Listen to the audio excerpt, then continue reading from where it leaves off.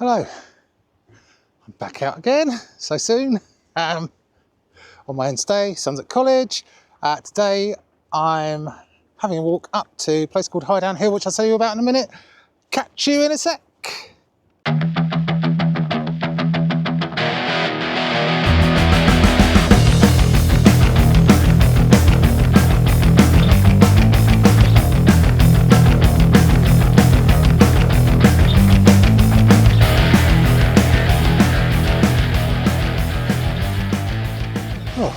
So, Highdown Hill, a lot of history here.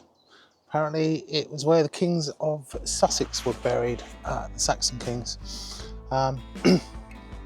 It's also dog walker central, which is fine. I mean, they're everywhere. It's because there's a car park right nearby, so you don't really have to walk. On the other hand, I'm having the dreaded car service today, and so I plotted out a route for a walk. Normally I go to the beach, but I thought let's do Highdown Hill. I've only been here once before. So here I am, and I'm actually at the tomb of, I'll spin you around, John Oliver. He was an eccentric, colourful character. He was a prosperous miller. Millers had a little bit of a reputation for being slightly dodgy, i.e. contraband and stuff, maybe unwarranted. And then 27 years before his death, he built this tomb. And he used to come up here and think that's where I'm going to be. So there he is, he's in this tomb here. It's not the top of the hill, but on the way up the hill. Yeah, and apparently loads of people, like 2,000, turn up to his funeral, which was a massive thing in those days. Did I check the dates? Hang on a sec. Oh, 1709, died in 1793. So there you go. Okay. So I'm going to push on. I've got a gap in the dogs. That's one thing, right? You can let your dog off the lead and then you spend the whole time trying to call it back because it's running off the whole time. I'm thinking, strange. This lady's like, the whole time, Henry, all the way along. I'm like, why not just leave it on a long lead? Anyway, just my thoughts. As I say, I've got adopted dogs, not my own. I just walk them now and again. So anyway, that's enough rambling. I'll push on and then I will do a little bit of history of Highdown Hill. Catch you in a minute.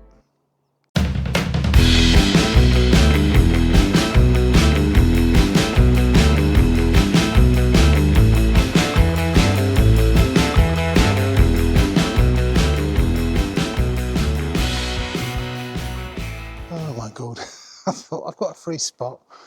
Of course, there's someone with the dog right behind me, so you'll probably hear their name being called. I had another one a minute ago. It's calling the name over and over and over again, and the dog wouldn't come. Why not get along with me? Well, anyway, I shall stop because they're walking right towards me, and I'll carry on just a sec. Oh my God, I thought I had a gap. I don't. Anyway, I will stop moaning about dog walkers because there's nothing wrong with dog walkers. I walk dogs. It's just I've never seen so many. Because it's so lovely here and car park's close. I'll spin you around. That's the trig point at Highdown Hill. So I guess this is the top. This is the Iron Age settlement. There's a dog walker, grove of trees. Now, I'm going to try and read without my glasses. It's going to be tricky. So it's a Bronze Age enclosure in 1000 BC. And then it sort of morphed, or became an Iron Age fort 600 BC. And so we're walking around the buttress here, all the fort sides. And then apparently it was a Roman bathhouse was here. It's a long way to come for a bath, but there you go. I think, in all seriousness, people used to use the tops of the hills for travelling because it used to flood in the plains and stuff.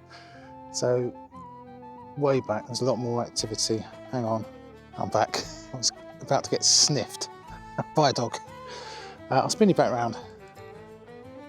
Yeah, so sorry. So it does make sense to have a Roman bathhouse. I mean, like Lancey's got a temple because they would have had a lot of travellers coming across the tops of the hills, especially in the winter, because it was much easier to get to. And now I need to be out in the sun because I can't read a thing. Summit's 81 metres. Oh yeah, The most important thing, it became a Saxon cemetery burial ground 450 AD, so that was the original Saxons. And then there was a windmill much later, which goes back to that Miller story. But yeah, apparently here was where they buried the Saxon kings when Sussex kings. We're talking about South Saxon Sussex. When they had their own independent kingdom, and I think his name's Ella, A-E-L-L-E. That's supposed to be the one who came along first, and he's supposed to be buried here. So anyway, yeah, 81 metres high. It's been owned by Earls of Arundel, the Gorings, the Lyons, the Hentys, and it was sold to the National Trust. They used to have midsummer bonfires here until the 1830s. And in 1860s, the owners at the time, the Hentys, their workers discovered Saxon graves, so that's how they know about the Saxon burial ground. Yeah, so they would have taken the Iron Age fortress and done that.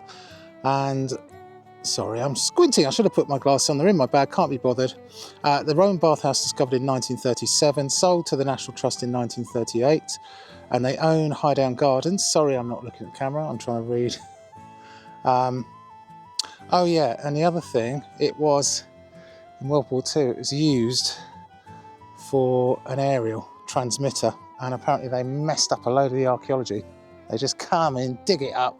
I know there's a war on, you know, anyway, but they didn't really care how they did it. There's a lot of buildings got blown to smithereens when the Canadians were up on the South Downs, because this is, it's not actually the South Downs, it's south of the South Downs, I think. Either way, it's got loads of archaeology. I've spun you around, but there's like dips. You can see, I reckon there was flint mines or something was dug here at some point. But it's got a lot of history up here and it's beautiful. Beautifully crowded, but it's beautiful. So I'd recommend it. Very short walk. If you want a very, very short walk, just come to the car park at Highdown Gardens and you're like 5 minutes up the hill. Okay, so I shall push on. As I say, I've got the dreaded car service, so I'm having a walk while they're doing it. I call it dreaded because I just dread how much it's going to cost. Anyway, I'll stop rambling. Don't know whether I'll catch you again. If I see anything worth noting, I will. Otherwise, I'll see you back at the car. Catch you soon.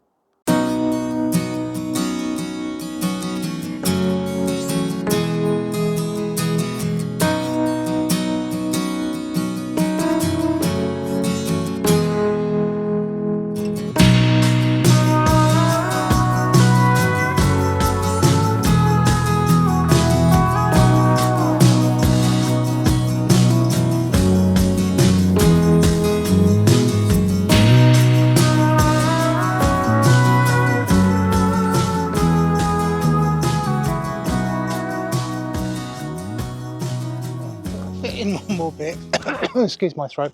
I've gone past, sorry, I'm waving the microphone around. I've gone past Highdown Hill and coming down the other side because I'm going to have a nice round walk. Because how long the car's going to be done, I don't know.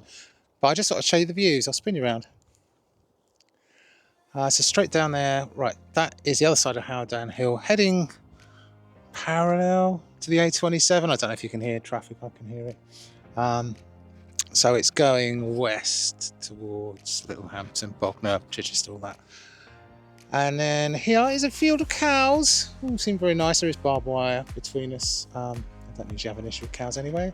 And then that down that way will be Worthing.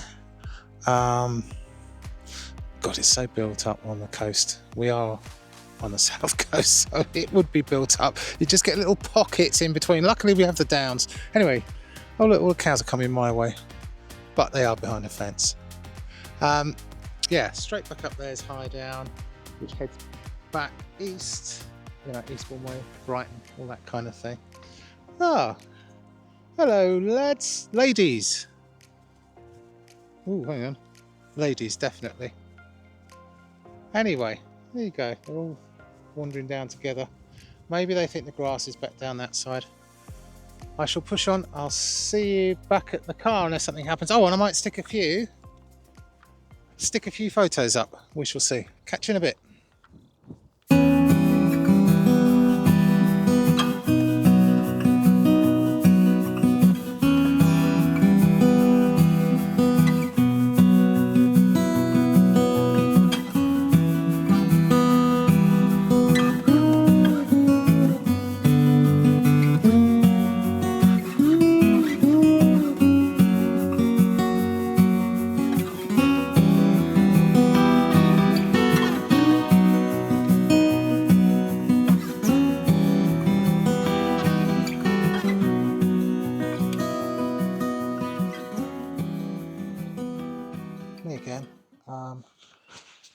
It just occurred to me that I'm not going back to the car for a while. It's in the garage, it's being serviced, so I probably won't do my goodbye video from the car, so I thought I'd do it here.